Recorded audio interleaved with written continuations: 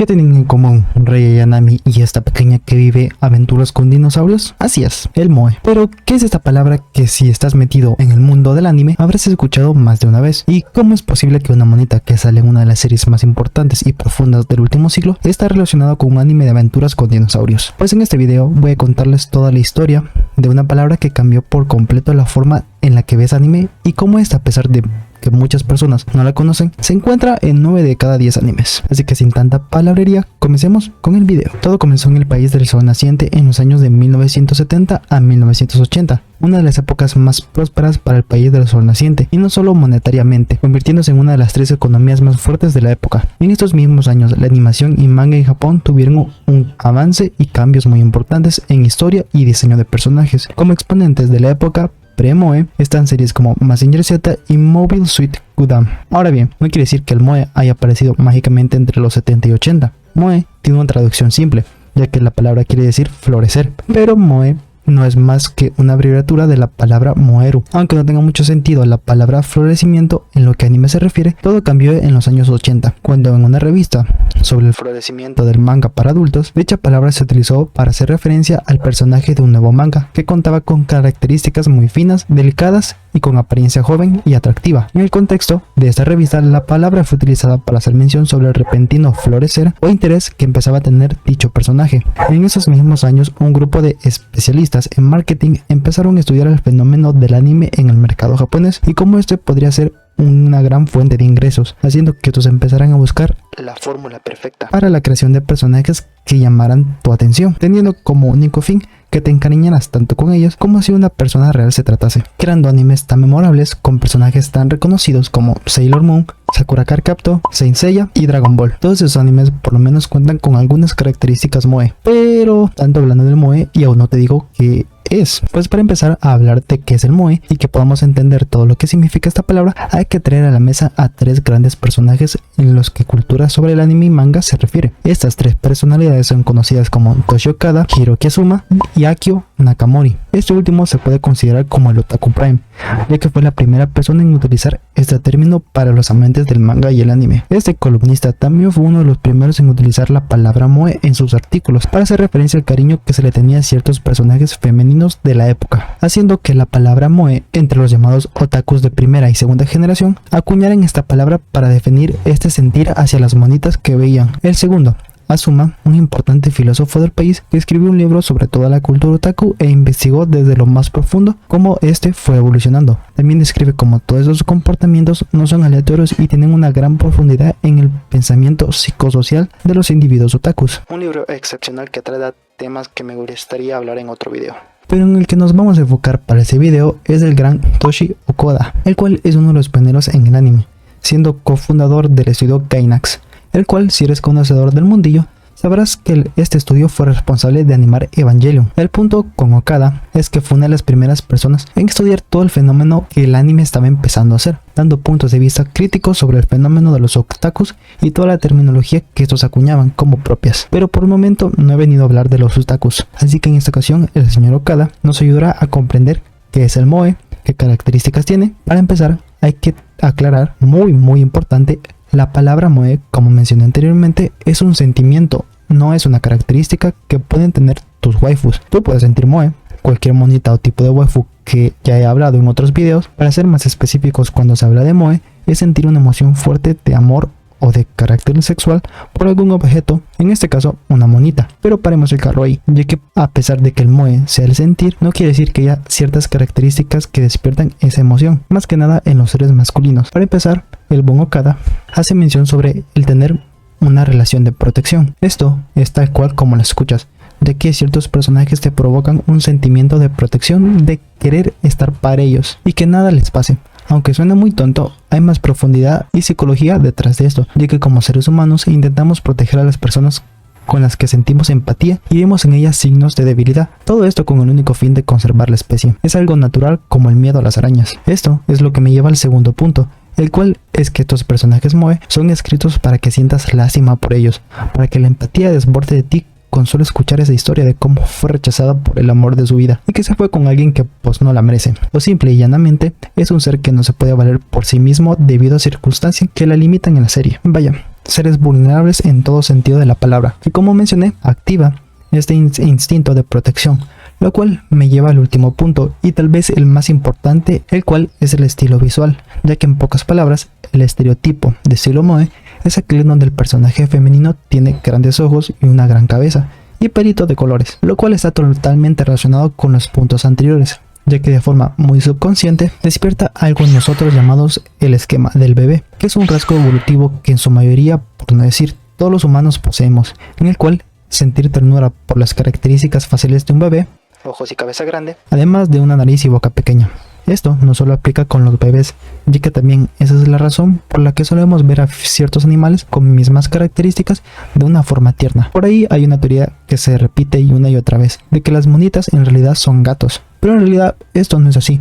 Lo que sucede es que los felinos, a pesar de crecer, se quedan con esas características de ojos y cabezas pequeñas, que es lo que termina despertando en nosotros empatía y ternura. Así que no, las monitas no son felinos, solo son un conglomerado de características físicas que nos provocan ternura por mero instinto, y pues que algunos animales comparten. Luego de toda esta importante data, creo que vale la pena hacer un resumen para dejar claro todo y seguir avanzando con el video. Primero y lo más importante, el moe no es una característica de las monitas, sino el sentimiento que te genera la monita.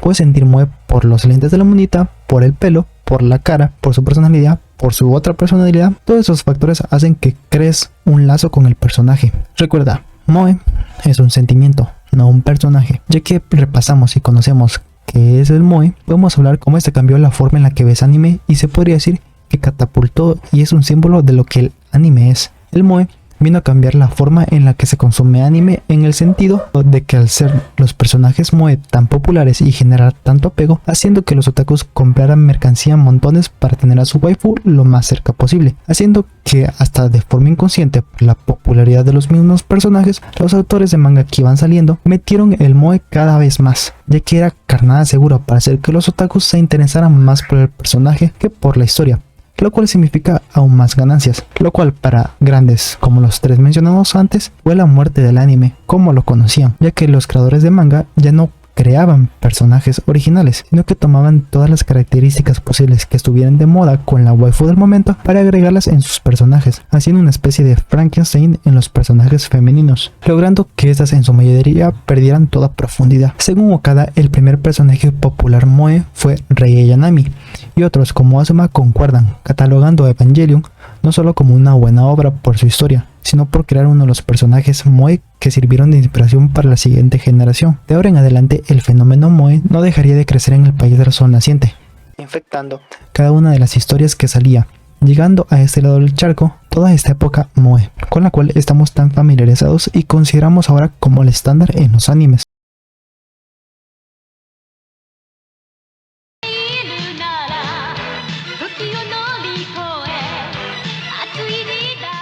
A esto.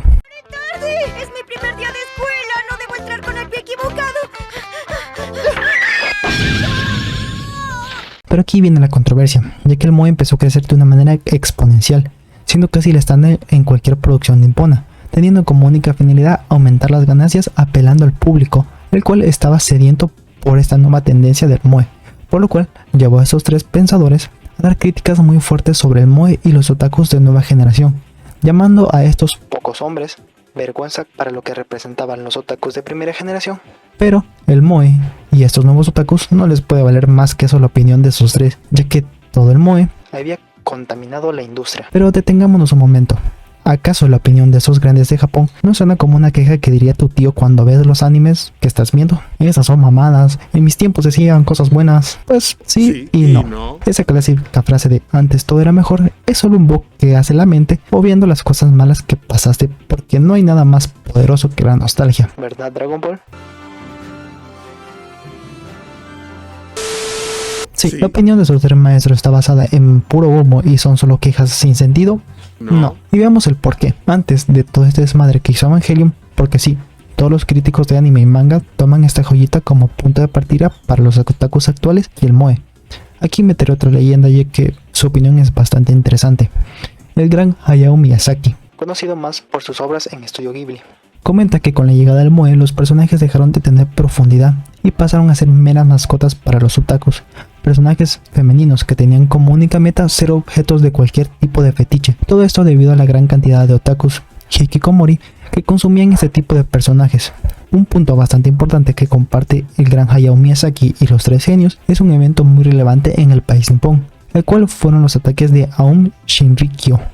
La cual es una secta que atacó el metro de Tokio, creando un caos, llevándolo a un punto apocalíptico. Estos cuatro concuerdan que este acontecimiento fue un punto de inflexión, ya que anteriormente los animes más populares eran de ciencia ficción en la cual catástrofes hacían que los héroes salieran a la luz y con sus poderes cambiaban el mundo. Pero el acontecimiento hecho por la secta hizo que toda la población nipona y los otakus se dieran cuenta de que nadie en realidad puede salvar el mundo. Así que toda esta tragedia fue una de las últimas gotas que rellenó el vaso, siendo los últimos capítulos de Evangelion los cuales fueron tan exquisitamente complejos y controversiales por todo lo que significaba, y tomando el mismo concepto de nadie puede salvar el mundo, hicieron que los otakus más aislados ignoraran por completo el mensaje y se enfocaran más en sacar peluches de Rey Chiquita y dejar de lado este trago amargo para mantener todo simple, dado a las tragedias que los mortificaban en el mundo real y en su mundo anime, prefiriendo historias simples y con monitas adorables, concluyendo la época de la ciencia ficción a la época del apego emocional. Cito de Azuma. Ya para ir terminando con el video, no quería mal la última recopilación de toda esta información para que ustedes saquen sus propias conclusiones y puedan decir, ¿es acaso el moe bueno? Así que para resumir, el moe no son características, sino el sentimiento de apego hacia personajes, en su mayoría femeninos, pero eso no quiere decir que no haya características moe, ya que hay pequeños detalles que nos hacen sentir apego y cariño por los personajes. Claro, esto depende mucho de cada persona, pero en general rasgos comunes como ojos grandes y dimensiones muy finas, como boca y nariz pequeña, además de una cara o cabeza más grande que el cuerpo. Además, estos personajes moe suelen ser muy susceptibles, dando esa sensación de querer proteger. Como último punto, me gustaría hablar brevemente del estado del moe en la actualidad, más que nada en la cultura japonesa, y cómo este es utilizado hasta por el mismo gobierno para llamar la atención de las personas. Ahí tienes carteles con personajes anime, monitas dándote instrucciones y vendiéndote cosas como pan, aceites y hamburguesas, ¿verdad? Marca que contiene una M. Ya en la vida real tenemos todo Akihabara, un lugar lleno de moe hasta rebalsar. No por nada es el destino preferido para los otakus de todo el mundo, pero lo que más me sorprende es la cantidad de cafeterías maid que he escuchado que hay por la zona. Esta es la máxima expresión de moe en la vida real. Nada como chicas jóvenes vestidas como maid hablando de una forma tan infantil, llenas de colores y extravagancia. Sin duda, una expresión de lo lejos que ha llegado el moe. Hasta en este lado del charco, por lo menos en tu país, te puedo asegurar que habrá una cafetería con este estilo. Pero bueno, el video ya se me hizo bastante largo. Espero hayan disfrutado esta travesía por el mundo del manga y el anime y otakus. Déjame en los comentarios qué opinas sobre el moe. ¿Es bueno? ¿Es malo? ¿Debería desaparecer? ¿O acaso las monitas chinas reemplazarán a las personas lentamente?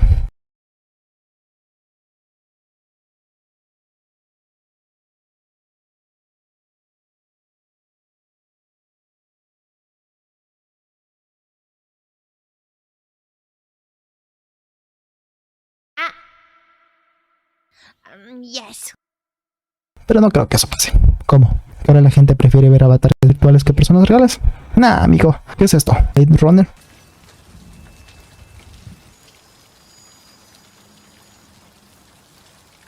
What a day.